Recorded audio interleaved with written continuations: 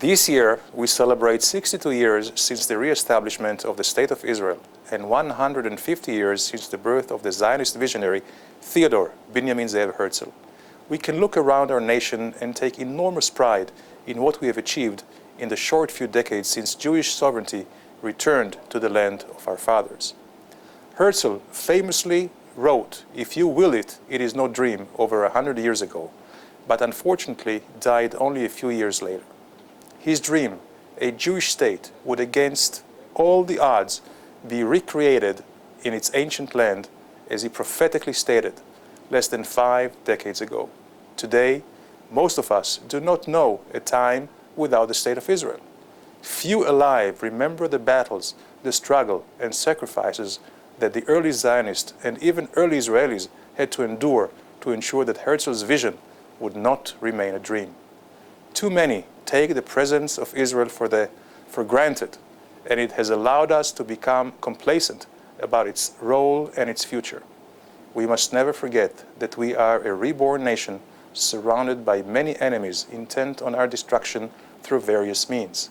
When David Ben-Gurion read aloud the Declaration of Independence at the Tel Aviv Museum in 1948, the ink had barely dried before 5 Arab armies invaded our infant state to destroy us militarily. For many decades afterwards, Arab armies would attempt to destroy Israel on the conventional battlefield, but none were successful. Today, we can claim with pride that we have the strongest military in the region, and those hostile to us learned that they cannot defeat us this way. Next, our enemies tried to defeat us economically. The Arab League initiated a boycott against our state when we were welcoming hundreds of thousands of our brothers and sisters from across the globe. They gave ultimatums to every company in the world, telling them that if they conduct business with the Jewish state, they will not be able to conduct business with any of the Arab states. This was extremely difficult for the new state, but fast forward today, we have one of the strongest economies worldwide, and we are about to join the OECD, the forum of the most powerful global economies. After these two failed, our enemies began an unconventional and terrorist war against Israel. Israelis and Jews have been massacred in their thousands by extremists who chose their death over our life.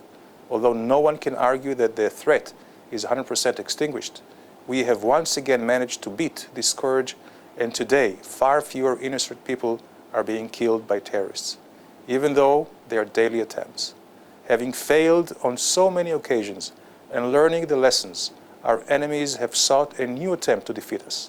This is through the current delegitimization campaign and so-called lawfare. This may become our toughest battle yet. Our enemies know that they have distinct advantages over us that are difficult to contend with. They have an automatic majority in international institutions and have created a systematic and orchestrated system to tar the Jewish state as akin to the Nazis or the racist apartheid regime. They prevent us from speaking on campuses, having our voice heard in forums, and deny our freedom of speech because they know that if our voice is heard loud and clear, then our enemies' flawed narrative will collapse. Although few know it or report on it, the Organization of Islamic Conference clearly stated on a number of occasions that they initiated the Goldstone Commission. How many of those who scream about Israeli war crimes know that they are the mouthpiece of autocratic, oppressive regimes?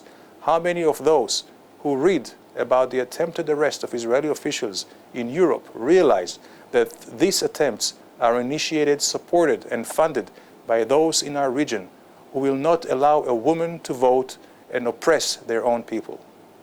The verbal terrorism and attacks on our legitimacy will fail just as every other tactic before it.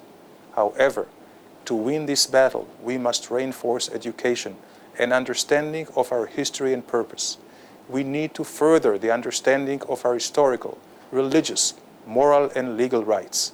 Too few of our people understand that our modern legal national rights are not based on history, religion, or the Holocaust, as important as each of these are, but because the international community came together in 1920 as rarely seen before and conferred national rights in Eretz Israel to the Jewish people. In less than a week after we celebrate Israel's Independence Day, we will commemorate 90 years since the San Remo Conference. Few nations in the world can show such a determined and unified statement of intent for their national aspirations. When we add this to the corpus of international statements, resolutions, and treaties, we will find that although we are perhaps the only member of the United Nations whose legitimacy is regularly questioned, few nations on earth have such modern legal instruments as the Jewish state to cement our legitimacy. We need to learn these facts and to teach them to others. On this Israel Independence Day, many see the glass half empty. We have so many challenges and obstacles to overcome. However, we should remember our achievements in a time when intellectual property will become the greatest resource of the 21st century.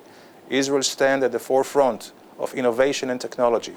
Israel's inventions and technological knowledge is making the deserts bloom in Africa, saving millions of lives through its medical innovations, creating alternative energies, and securing the future of many people around the world.